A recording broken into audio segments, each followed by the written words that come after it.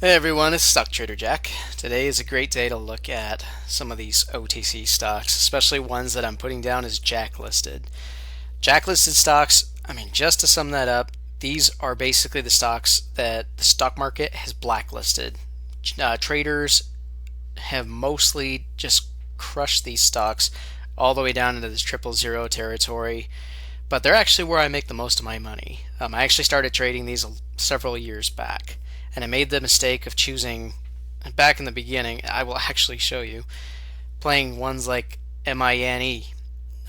This one I remember buying somewhere a while back. Anyway, this is back in April of last year, so over a year ago. Thinking this might actually take off, just because I was like, I'll buy it at the point 0001 stage. And you know what it ends up usually doing? Snoozing and going to basically a big wasted nothing. Like, this stock is a snoozer. Some days it doesn't even trade anything. For those of you who watch the support, the level 2, gosh, that would not come to me. Must be hungry. It's lunchtime. So anyway, I was looking at the level 2s. This is where the buyer's supposed to show up. These are the sellers.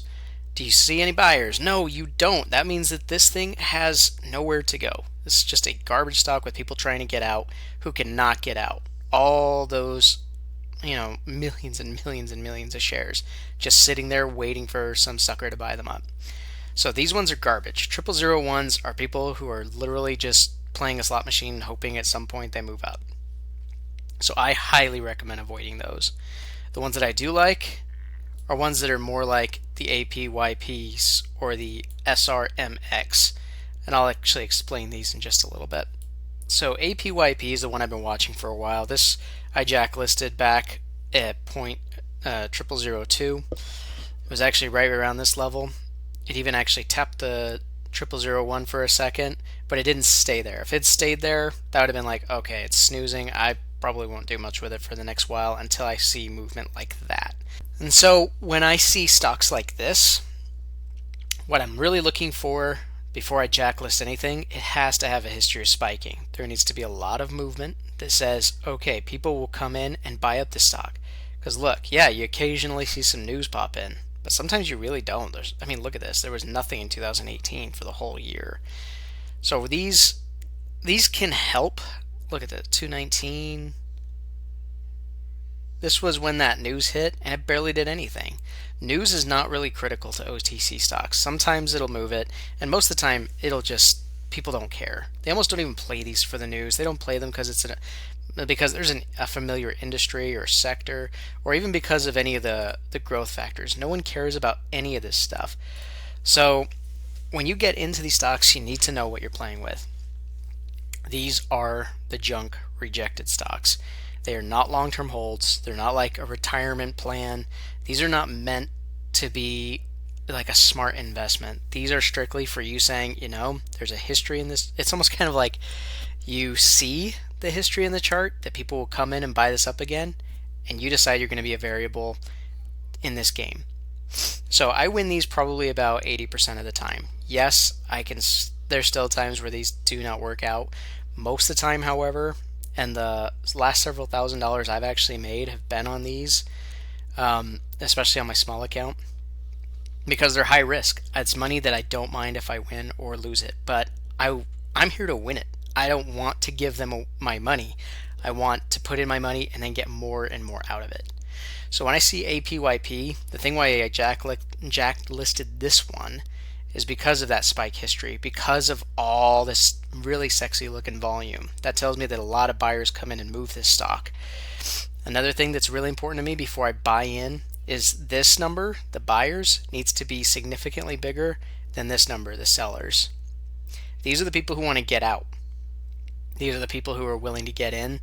And there's no prints right now because it says kind of slowed down at this point in the day.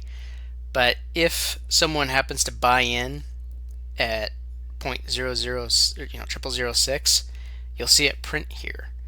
But if I were to throw in, say, let's go 500,000 right there, 0004, you'll notice that I'll appear on the buyer's list, and I'll show up in other people's lists too. They'll see that. This is from that level 2 lesson that we talked about. I don't want to actually don't want to buy in at 0004. If it went down to 4, I'd actually be concerned, because just from a chart standpoint and what I know other people are going to see is the lows each day have been higher. That's a good sign, even to 000 stock players. And the highs seem to be getting higher, and I really like that, because every once in a while you get these nice giant spikes. I'll show you another stock ticker that did that too. But yeah, for right now, these guys are at a standstill. No one's buying, no one's selling, not until you see something happen here. Another stock that I jacklisted not long ago was actually FTWS. So this was back when I bought it. It was right about here at the 6 because it was moving up nicely.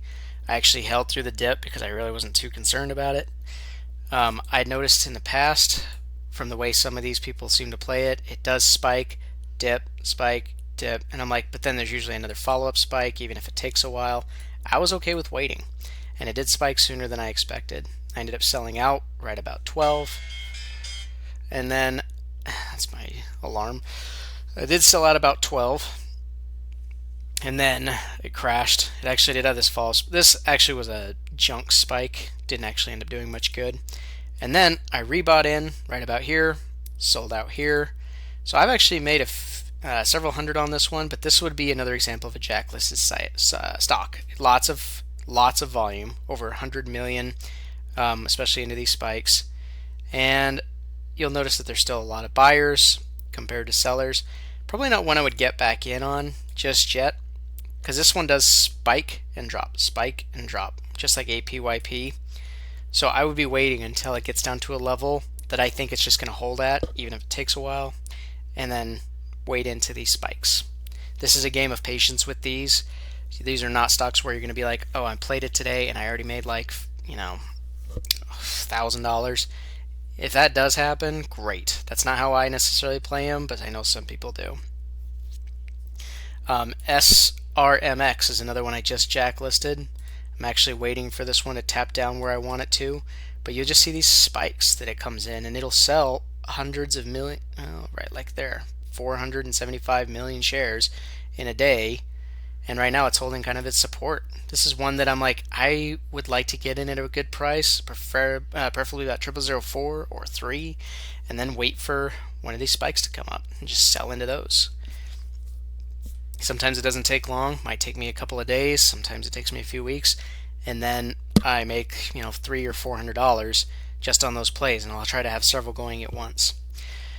But yeah, right now it's actually just really quiet. It's towards the market close, so usually there's a few more prints going than this, but this is how I usually go through and find my trades. I like to make sure there's a lot of volume. I like to make sure that the price is not at 0001, because that's garbage. Those ones probably won't go anywhere, and if they do, it's really more like a lottery win than it is actual any kind of strategy at all. And then I like to have a lot of volume, so that once I get in, it's easy for me to get out. I'm like buying in at 0002 and selling out at 0006, and boom, I'm done. Like $600, and I'm a happy camper. That's the kind of stuff I like to play. Other than that, those are how I play my OTC stocks, usually used on my small account, just because it's not hard to make those, but my small account has actually grown significantly just by playing these.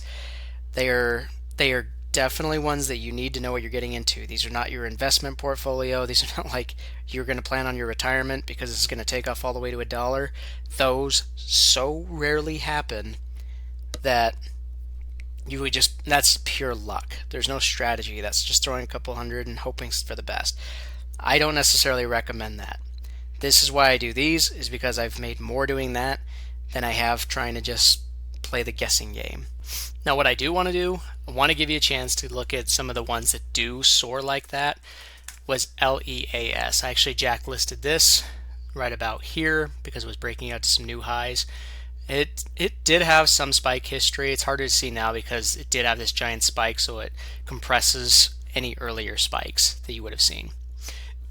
Excuse me, but this one I made a few hundred on, but I didn't hold all the way through this. Just like I was saying, these happen so rarely. I don't trust OTC stocks to have this kind of run. So mostly I just bought in as there were all these little gap ups and got some of the moves here, but some people held all the way through. Look, that's your strategy and good for you, but sometimes they give all those gains back. Even right now, it's still channeling back down to about the 19 range and finding some support there. It's definitely not to the level where I say I want to get back in. As you'll notice, there's not a clear winner on either the buyer side or the seller side. So I'm not ready to even get back into this stock yet until I see some real action. But yeah, this is occasionally happens where it almost gets up to a penny. One that just did this was VRUS. This was all the way down to 0014, so right down in that 000 zone, and it just never went down that far. Just like I was saying, and the ones that don't go all the way down to 0001 sometimes find some life again and just start finding their way all the way up this channel. And this one channeled up beautifully with tons and tons of volume. At least not as much as I usually like to see. It's probably the reason why I never really fully jacklisted this one, is because it kind of stays in the tens of millions of shares instead of getting to the hundreds. But it's fine. Like, you're gonna miss some of these trades. You cannot make every single one. So I was kind of waiting for it to go back down again. I'm probably gonna take that off. But yeah, this one actually almost hit 2 pennies here back March 27th, so just a couple of days ago.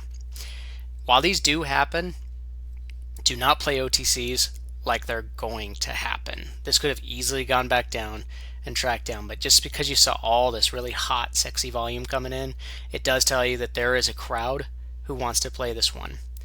And like I was saying, when you play these, you literally are a player in this game.